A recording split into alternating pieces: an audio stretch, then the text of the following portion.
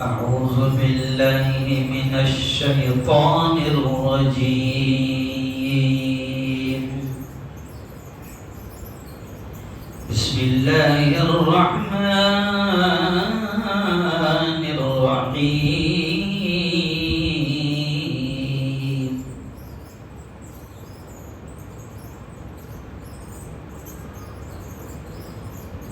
قل إن صلاتي ونسكي قل إن صلاتي ونسكي ومحياي ومماتي لله رب العالمين. وقال تعالى لن ينال الله لحومها ولا دماؤها ولكن يناله التقوى منكم. وقال تعالى إني أرى في المنام أني أذبحك فانظر ماذا ترى. قال يا أبت افعل ما تؤمر ستجدني إن شاء الله إن شاء الله من الصابرين. وقال تعالى من وجد سعة لأن يضحي فلم يضحي فلا يقربن مصلانا أو كما قال عليه الصلاة والتسليم.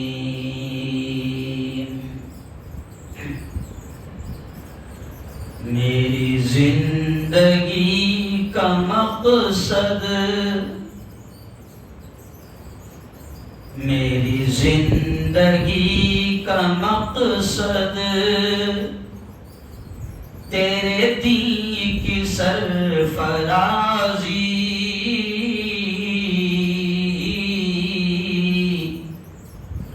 میں اسی لیے مسلمان میں اسی لیے نمازی. صدق اللہ العظیم وصدق رسوله النبی الکریم. بہت ہی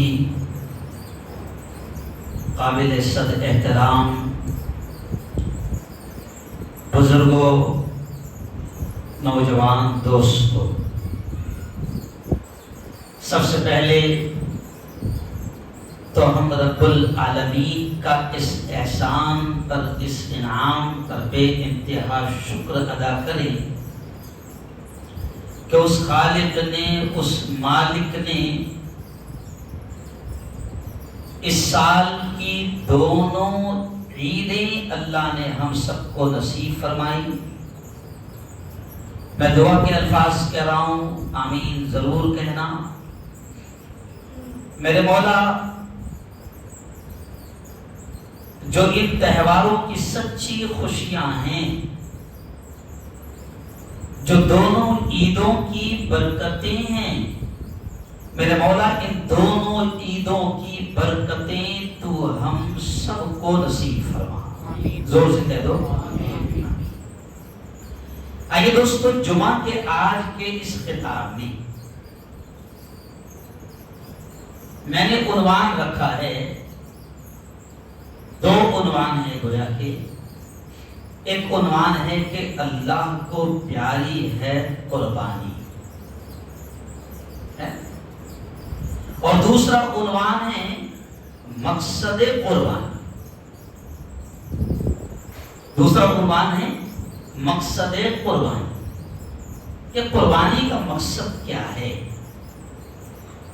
آخر اللہ نے قربانی کیوں رکھی، کیوں کروائی؟ اور یہ کروڑوں جانور جو اللہ کے نام پر کل بھی ذبح ہوئے ہیں، آج بھی ذبح ہو رہے ہیں اور آئندہ کل بھی ذبح ہوں گے، تو آخر یہ ساری چیزیں کیوں ہیں؟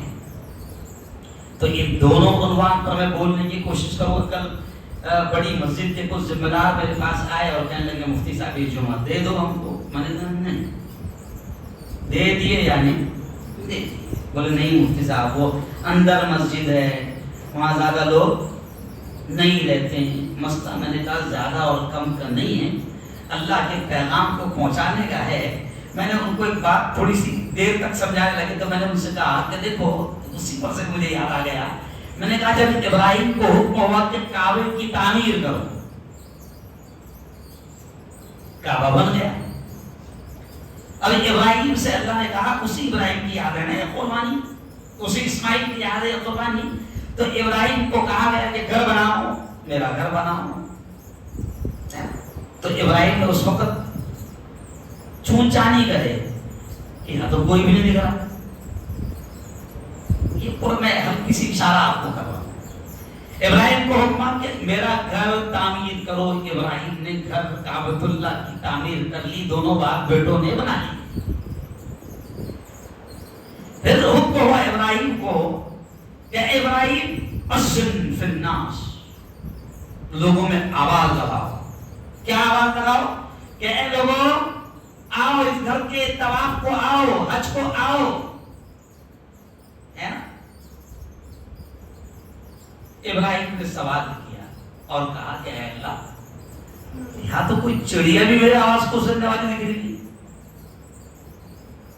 جب بنا ہے کعبہ تو کہا کہ اللہ یہاں تو کوئی چڑیا وڑیا بھی کوئی میری آواز کو، کوئی چرند پرند بھی سننے والا نہیں. تو اللہ نے ابراہیم سے کہا اے ابراہیم تیرا کام صرف آواز کا لگانا ہے. تیرا کام کیا ہے؟ تیرا کام صرف آواز کا لگانا ہے. میں نے کہہ دیا اب تو لگا دے، ایسا چلا دے اے لوگوں آؤ اللہ کے گھر کو، حج کو آؤ. یہ گھر اللہ کا تعمیر کروایا ہے، حج کو آؤ، طواف کو آؤ. اے ابراہیم تو صرف اتنا آواز لگا دے، پھر میں آواز کو میں پہنچاؤں گا. آواز کا لگانا تیرا کام، آواز کا پہنچانا میرا کام. حدیثوں میں آتا ہے کہ اس وقت جتنے ابراہیم کے زمانے میں تھے اللہ نے سب کے کانوں تک آواز کو پہنچایا. اور حدیث میں یہ بھی آتا ہے کہ 2023 میں جو پیدا ہونے والے ہیں اور قیامت تک جتنے آئیں گے اللہ نے سب تک اس آواز کو پہنچایا. اور پھر جس نے کہہ دیا لبیک اللہم لبیک، اے اللہ میں حاضر ہوں. ابھی حاجی یہی نعرہ لگا رہے ہیں لبیک اللہم لبیک، اے اللہ میں حاضر ہوں. لبیک لا شریک لک لبیک، اے اللہ میں حاضر ہوں اور تیرا کوئی شریک نہیں. ان الحمد والنعمت، تمام تعریفیں میرے مولا تیرے لیے ہے. لبیک لا شریک لک لبیک، مولا میں حاضر ہوں. حدیث میں آتا ہے اللہ نے قیامت تک جتنے انسان پیدا ہوں گے سب کی روحوں تک آواز پہنچایا. اور جس نے ابراہیم کی دعوت پر لبیک کہہ دیا اللہ اس کو وہاں تک ضرور پہنچائے گا. اور جتنے بار کہہ دیا اتنے بار پہنچائے گا. اور اللہ کا معاملہ یہ ہے کہ فقیر کو بھی پہنچاتا ہے، بھٹیارے کو بھی پہنچاتا ہے، مزدور کو بھی پہنچاتا ہے. اور جب نہیں چاہا تو کروڑ پتی اور ارب پتی کو بھی نہیں بلاتا ہے. شاید پچھلے ہفتے تھا نا میرا بیان، کہاں قاسم والی. تو میں نے اس کی ڈیٹیل لایا تھا کہ جب پہنچانا ہے تو کیسے کیسے کو پہنچا دیتا. سمجھ لیا؟ اب وہ یہاں نہیں کروں گا میں کیونکہ مجھے دوسرے عنوان پر بولنا ہے. تو خیر بڑی انٹرسٹنگ تھی وہ، میرا خیر بیان آ چکا ہے. تو میں بھی آپ سے یہی کہہ رہا ہوں کہ یہ زکریا میں آیا ہوں، بھلے ہی کم لوگ موجود ہو، لیکن اللہ نے کچھ پہنچانے کا سسٹم ایسا رکھ دیا ہے کہ اب اس بیان کو امریکہ بھی سنتا ہے، لندن بھی سنتا ہے، سعودی بھی سنتا ہے، دبئی بھی سنتا ہے۔ تو پہنچانے کا کام کس کا ہے؟ ارے بولو بھائی، ذریعے کون لگاتا ہے؟ اللہ۔ تو چلو آؤ اب میں آپ کو بتا دوں کہ پہلے عنوان پر تھوڑی سی بات کر لوں اور پھر کیا مقصد ہے قربانی کا، اس پر بات کروں گا۔ تو پہلا عنوان ہے میرا، اللہ کو پیاری ہے قربانی۔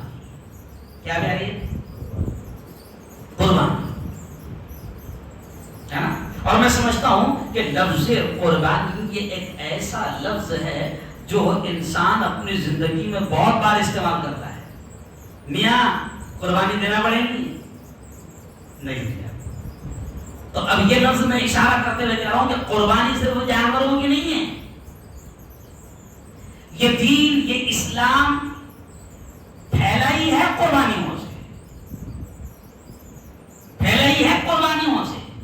اور یہ جو جانوروں کے کٹوانے کا عمل ہے وہ بھی اسی لیے کروایا جاتا ہے کہ تمہارے اندر قربانی کا جذبہ پیدا ہو جائے، اور جب قربانی کا اللہ کے لیے جذبہ پیدا ہو جائے گا تو پھر ہر قربانی دینا آسان ہو جائے۔ لیکن چلیے آئیے پہلے جانوروں کی قربانی پر ہم بات کر لیتے ہیں کہ جانوروں کی قربانی کے پیچھے بھی پوری ایک داستان ہے، پوری ایک کہانی ہے کہ اللہ نے آزمایا اپنے یار کو، اپنے خلیل کو، اپنے دوست کو، اپنے فرینڈ کو۔ جب اللہ نے اعلان کیا نا قرآن میں وَاتَّخَذَ اللَّهُ إِبْرَاهِيمَ خَلِيلًا، اللہ نے ڈنکا بجا کر اعلان کیا کہ یہ ابراہیم میرا دوست ہے، میرا یار ہے، میرا خلیل ہے۔ اور جب اللہ نے اعلان کر دیا دوستی کا تو پھر اللہ نے یہ بھی بتا دیا کہ او دنیا والو، میں دوست ایسے بھی بنا لیتا، ایسا کس کو بھی نہیں بنا لیتا ہے نا، اور کس کو بھی قریب نہیں کر لیتا، بلکہ اللہ نے اشارہ کر دیا۔ یہ جو قرآن کے جو قصے ہیں نا، قرآن نے خود ایک جگہ کہا کہ یہ صرف قصے کہانیاں نہیں ہیں، بلکہ ان کے پیچھے بہت بڑے بڑے سبق ہے نا۔ اور دوسرے دھرموں کی طرح کولم پٹی بھی نہیں ہے کہ ادھر کا سر ادھر رکھ دیا، باقاعدہ اللہ نے بتایا۔ قرآن کہتا ہے کہ میں نے ان قصوں میں تمہارے لیے، بلکہ قرآن یہ بھی کہتا ہے کہ قرآن میں کچھ قصے اور کہانیاں ایسی ہے کہ جن کے ذریعے بڑے بڑے قصے، ابراہیم اسماعیل کا بہت بڑا قصہ، حضرت یوسف کا بہت بڑا قصہ، حضرت اسماعیل کا بہت بڑا قصہ، حضرت حاجرہ کا بہت بڑا قصہ، اتنی بڑی بڑی زندگی کے واقعات ہے کہ اگر پوری زندگی کو نقل کر دے تو قرآن اتنا موٹا نہیں رہتا تھا، سمجھ رہے آپ؟ اتنا موٹا رہتا، پھر کتنی مزہ آتی تھی تراویح میں، نہیں سمجھا؟ پھر تراویح میں کتنی مزہ آتی تھی، ابھی اتنے موٹے میں اتنا حال ہے۔ اللہ کہتا ہے کہ میں نے ساری کہانیوں کو بھی بیان نہیں کیا۔ اللہ کہتا ہے نحن نقص علیک احسن القصص، ہم قصوں کے ان حصوں کو بیان کرتے ہیں جس میں قوموں کے لیے کچھ سبق ہو۔ تو یہ قربانی کا قصہ بھی ہندو بھائیوں کے ساتھ آپ کام کرتے ہیں، ہندو بھائیاں آپ کے ساتھ کام کرتے ہیں، ڈیوٹی کرتے ہیں، سروس کرتے ہیں، تو کبھی کبھی سوال کر لیتے ہوگے تو باقاعدہ مسلمان کو بھی ان تمام چیزوں کا علم ہونا چاہیے۔ بتاؤ کہ قربانی کی اہمیت صرف اسلام میں نہیں، بلکہ قربانی کی اہمیت یہودیوں کے یہاں بھی ہے، عیسائیوں کے بھی یہاں بھی ہے، اور بلی کی شکل میں ہندوؤں کے یہاں بھی ہے۔ بلی کی شکل میں، ارے بھائی اپنے یہاں قربانی ہے لیکن ان کے وہاں کیا ہے؟ بلی ہے۔ لیکن ان کو بتاؤ کہ بلی اور قربانی میں بھی زمین و آسمان کا فرق ہے۔ ہمارے یہاں تو جانور کو بھی ذبح کرتے وقت رحم کا حکم دیا گیا۔ کیا حکم دیا گیا؟ ذبح کرتے وقت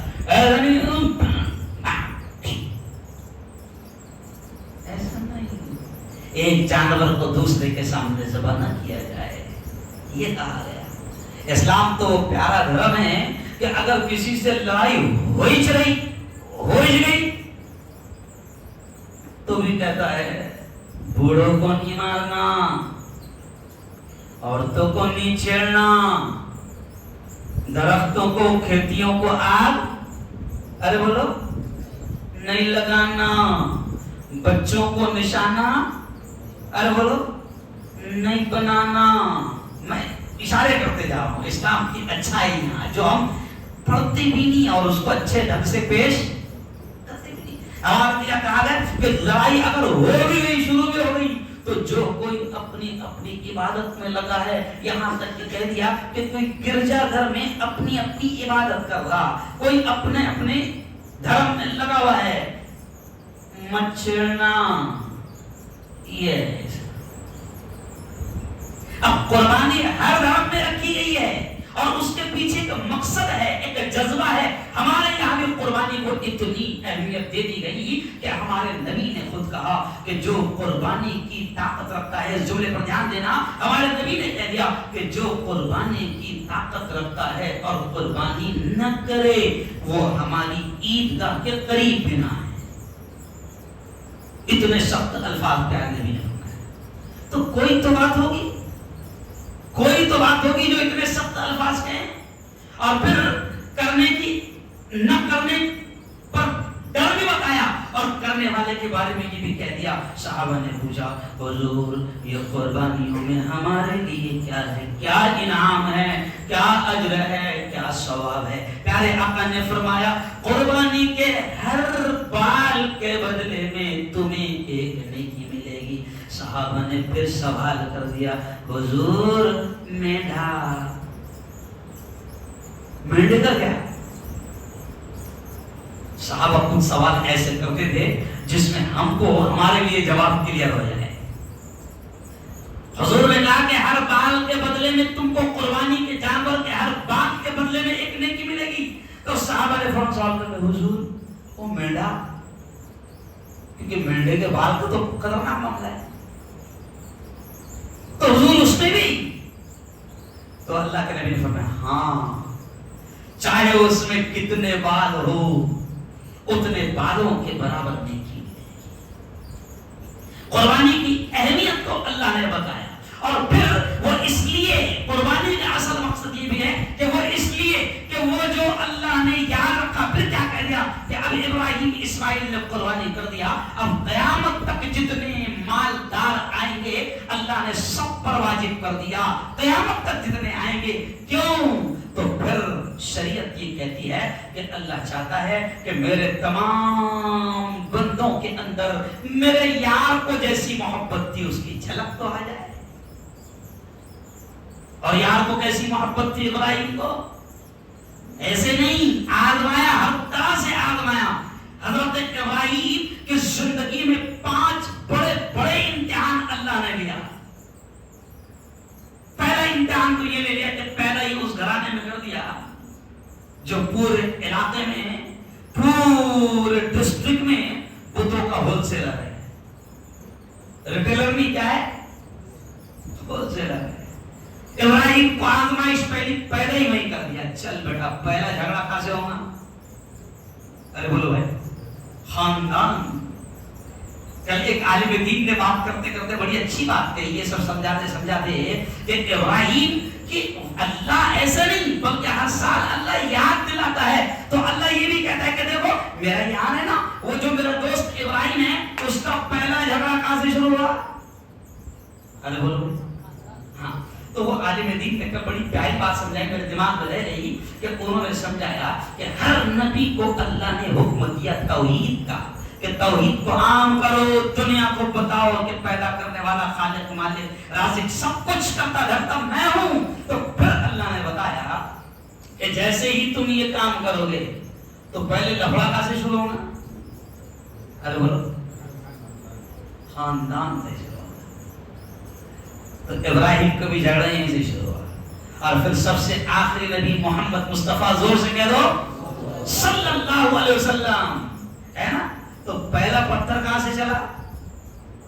तब्बत यदा अबी लहब, पहला पत्थर चचा ने उठाया और कहा कि क्या इसके लिए तूने हमको जमा किया था, ये समझाने हमको जमा किया था, क्या ये बताने तूने हमको जमा किया था कि अल्लाह एक ही है और वही सब कुछ है, क्या इसके लिए तूने जमा किया था? तो पहला पत्थर चला कहां से? घर से। तो इब्राहिम की कहानी में ये भी ट्विस्ट है कि जब तौहीद का काम करने जाओगे, अल्लाह का पैगाम देने जाओगे, तो मोहल्ले वाले तो बाद में रहेंगे, पहला काम शुरू होगा घर से। अगर घर वाले तौहीद के मानने वाले भी है तो पहले घर जानते ना भाई ये कुछ क्या पड़ी बाबा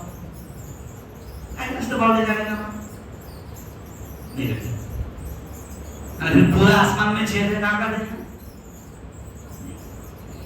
तो इब्राहिम की जिंदगी से यह भी पैगाम मिलता है कि आपको तौहीद के लिए जब आप उठोगे तो आपको सबसे पहले मुखालिफत घर वालों से हो।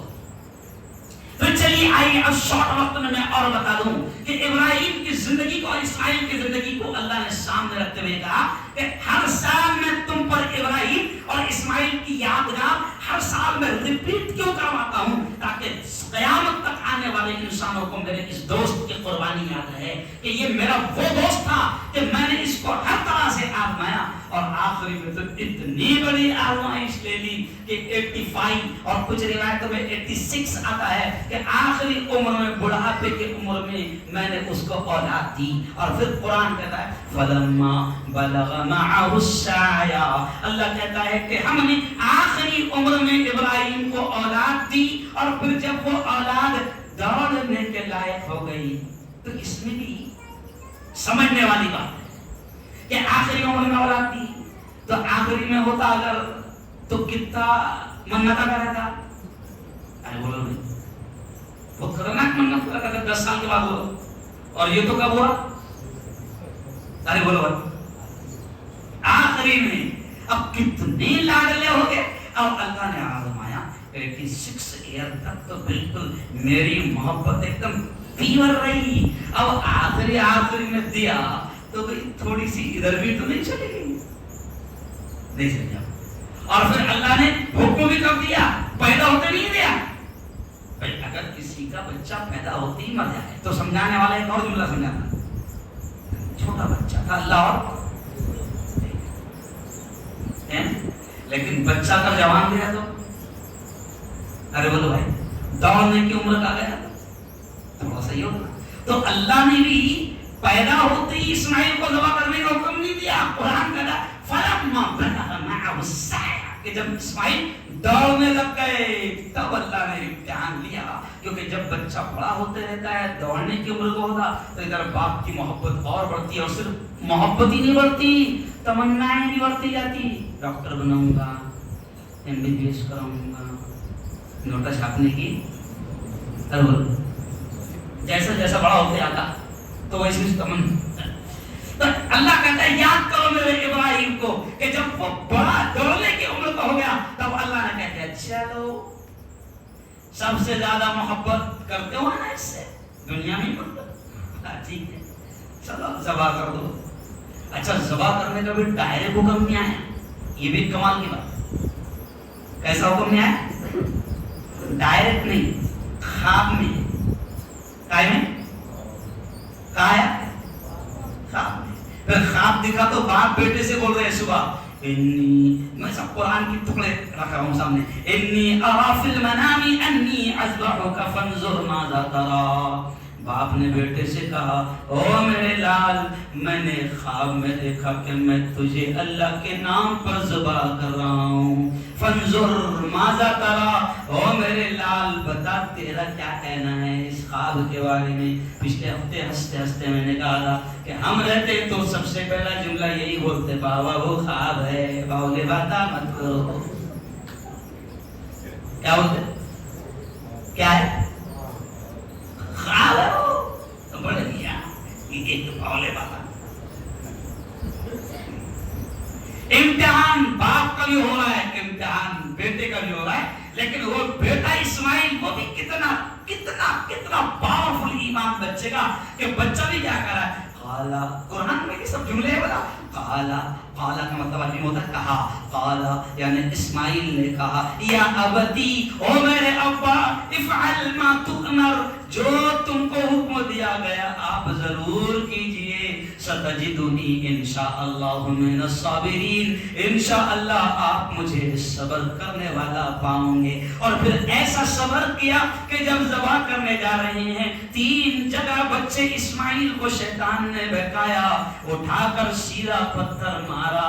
آج اسماعیل کی وہ ادائیں اللہ کو اتنی پسند آ گئی کہ جو بھی حج کو جاتا ہے وہ تینوں جگہ پر جہاں جہاں شیطان بہکانے آیا تھا تھوڑی تھوڑی دور پر، وہاں پر آج باقاعدہ ایسی بلڈنگ بنائی گئی، مطلب ایسی دیوار بنائی گئی، اور حاجیوں کو حکم ہوا کہ 3 دن تک کے برابر یہاں پر آ کر پتھرے مارنا، اور ایک بھی دن چھوڑ دیا تو واپس گھر سے آنا۔ تو ادا کتنی پسند آئی؟ تو جو قربانیاں دیتا ہے اللہ کے لیے، پھر اللہ کو ان کی ادائیں، پھر وہ ماں کی بھی ادا کتنی پسند آئیں گی۔ یہ میں اشارہ کر رہا ہوں کہ قربانیوں پر اللہ کیسے نوازتا ہے، کہ وہ ماں جس کا نام ہاجرہ ہے اس کی بھی ادا کتنی پسند آئی کہ جب آپ عمرے کو جائیں گے یا جب آپ حج کو جائیں گے تو وہ ماں کی اداؤں کو بھی اللہ نے قیامت تک باقی رکھا اور کہہ دیا کہ میری وہ نیک بندی ہاجرہ صفا سے مروہ کی پہاڑیوں پر 7 مرتبہ دوڑی تھی، او ماں اللہ تجھے بھی دوڑنا پڑے گا۔ تو قربانیوں پر جب اللہ کو پسند آتی ہے تو پھر اللہ قیامت تک اس کو یاد رکھتا ہے نا۔ اور پھر جیسے ہی ابراہیم ذبح کرنے گئے تو فوراً اللہ نے پھر اس قربانی کا بدلہ دے دیا اور اعلان ہوا آسمان سے، یا ابراہیم، او ابراہیم، قد صدقت الرؤیا، قد صدقت الرؤیا، او ابراہیم تو نے خواب کو سچ کر کے دکھا دیا، انا کذالک نجزی المحسنین، ہم احسان کرنے والوں کا ایسا ہی بدلہ دیتے ہیں۔ یعنی سائیڈ میں اللہ نے پھر جانور ذبح کرا دیا اور امت کو کہہ دیا کہ اب میرے یار کی ان اداؤں کو تمہیں قیامت تک کرنا ہے۔ کیا تو ہم کو تو جانور ذبح کرنا ہے، کیا کرنا ہے؟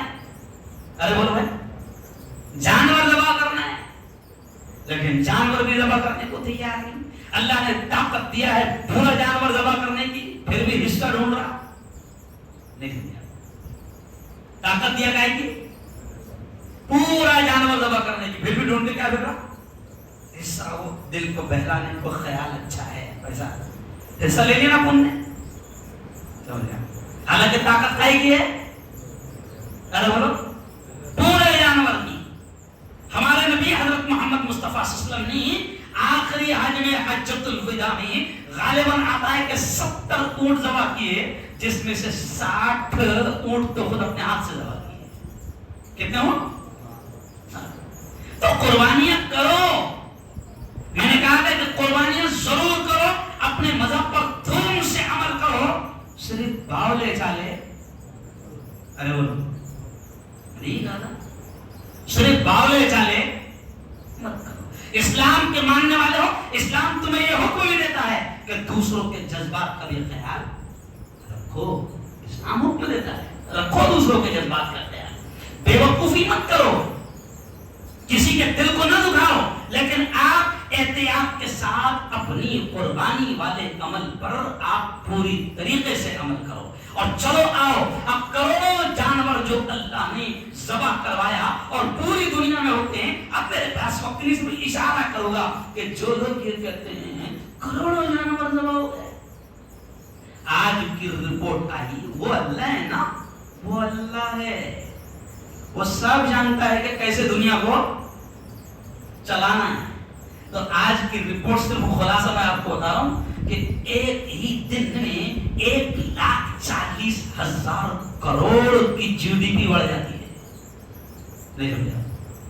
اب اس کا خلاصہ دیکھتے ہوئے ایسی ہو، ایسا دھندا پوری دنیا میں چلتا ہے، اور ایسا دھندا کہ جس کا پیسہ اڈانی امبانی کے ہاتھ میں نہیں جاتا، شیکری سے لے کر گاؤں کے آدمی سے لے کر عام آدمی تک کے جاتا ہے، چارے سے لے کر چمڑے اور ہڈیوں تک کے جاتا ہے، وہ پورا سسٹم ہے۔ اتنا میں تم چھوڑ دیا، تم کیوں نہیں؟ میں نے کیا کرا تم. تو اللہ ایسے سسٹم چلانا ہے. اور پھر آپ دیکھو کہ جو جانور کیا کروں جو جانور اللہ کے نام پر ذبح ہوتے وہ بھی سن لو.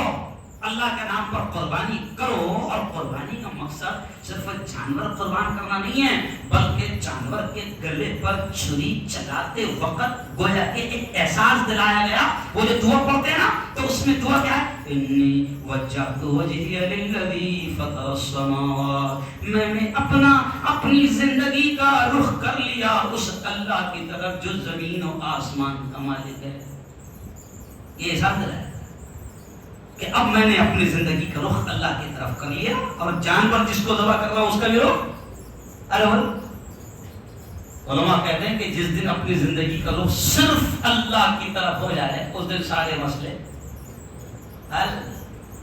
سارے مسئلے حل. پھر آگے جملہ کیا ہے دعا میں؟ ان صلاتی، کہ یہ اعلان کر تو کہ اے اللہ میری نماز، میری قربانی و محیایا، اور میرا جینا و مماتی اور میرا مرنا للہ رب العالمین سب کچھ تیرے ہی ہے. اور اے اللہ آج یہ احساس بھی پیدا کیا جائے قربانی کے جانور کو ذبح کرتے وقت مقصد یہ ہے کہ یہ احساس پیدا ہو جائے کہ اے اللہ آج تو نے اشارہ کیا جانور کو قربان کرنے کا، جانور قربان کر رہا ہوں. کل تو میری جان مانگے گا میں میری جان بھی قربان کروں گا. کل تو میری اولاد کو مانگے گا میں میری اولاد کو بھی تیرے دین کے لیے قربان کر دوں گا. یہ جذبہ ہونا قربانی کا، یہ جذبہ جس دن پیدا ہو گیا نا تو سارے مسئلے ایٹومیٹک حل ہو جائے گے. یہ جذبہ نہیں پیدا ہوگا بلکہ بعض علماء نے تو یہاں تک کے لکھا ہے کہ اس وقت جانور ہے اب ہم کیا دیکھتے ہیں. میری ایک ویڈیو آئی کل یا پرسوں وائرل ہوئی تھی کہ صرف جانور بے عیب ہونا، جانور میں کوئی عیب نہیں ہونا.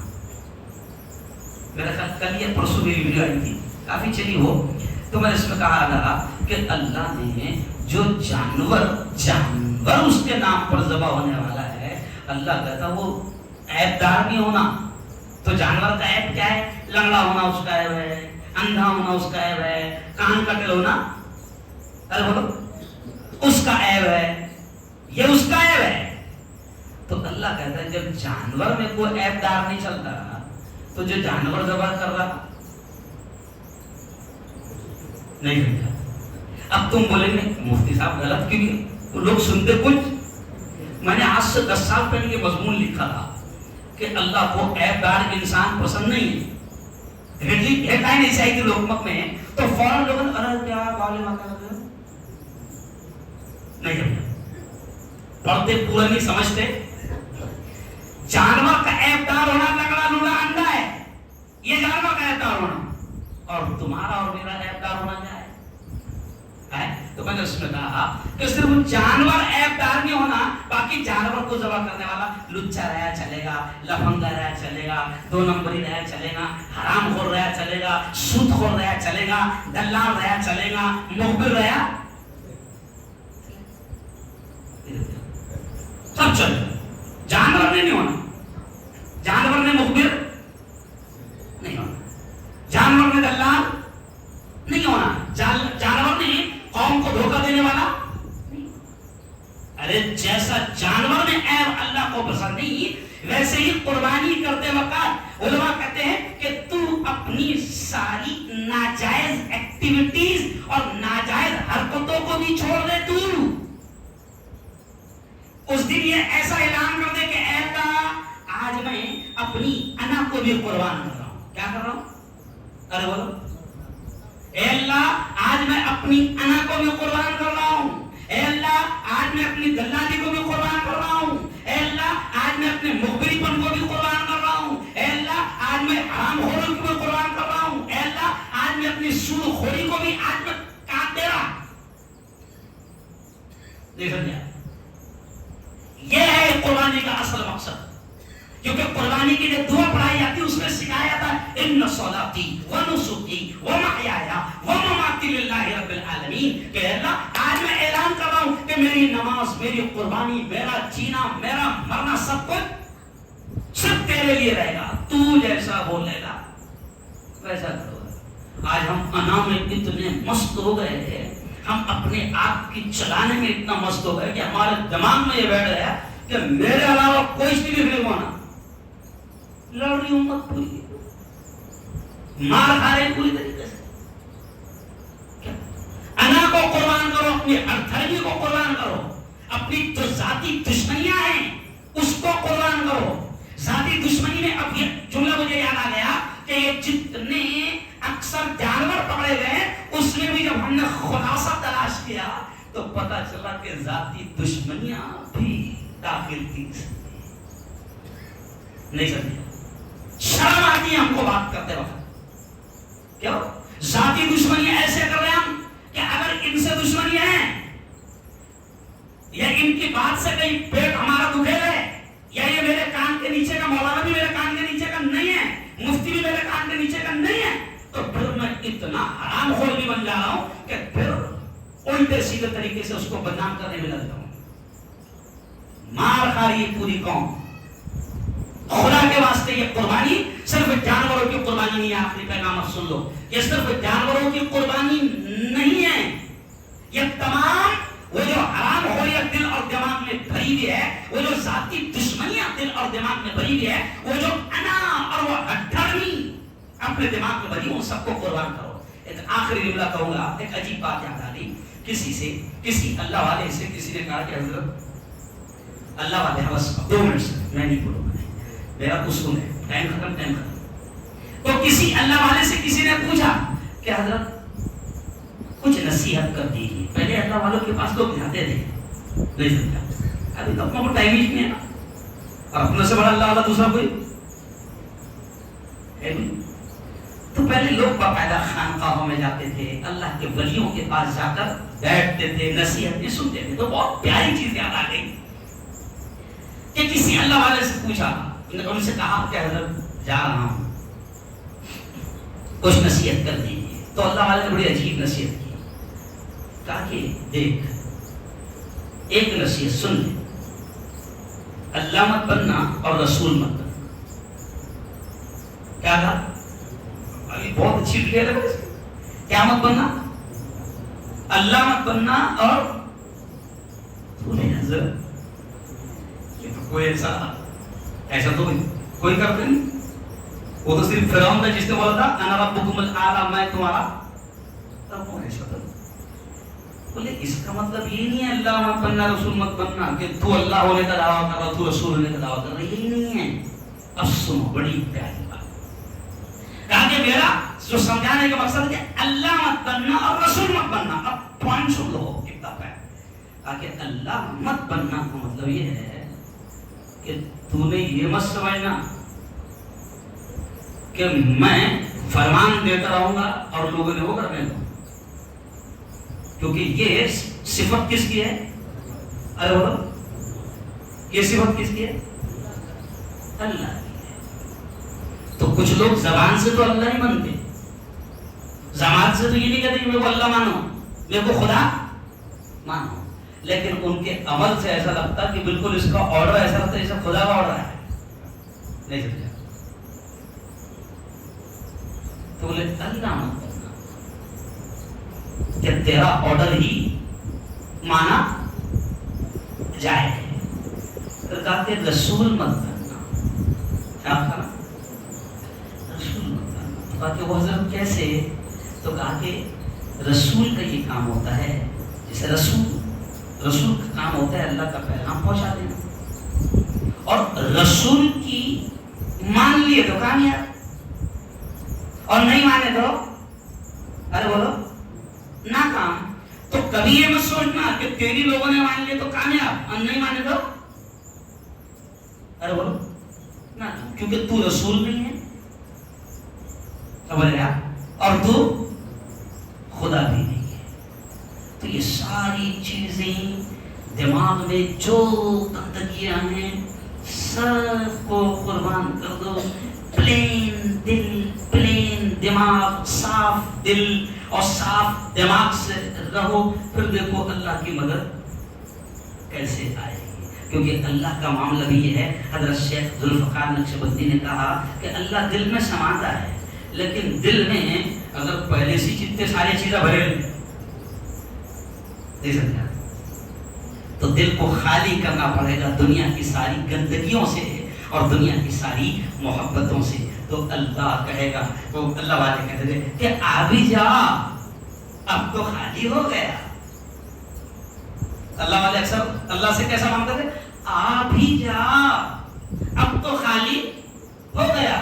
یعنی وہ اتنا اللہ کی عبادت کرتے تھے اور دنیا سے اتنے پھر دور ہوتے تھے، پھر کہتے تھے آ جا، اب تو خالی ہو گیا، اب کچھ ہے اتنی یہاں پہ صرف خالی ہے، بس تو آ جا. لیکن یہاں پر سب بڑے لے.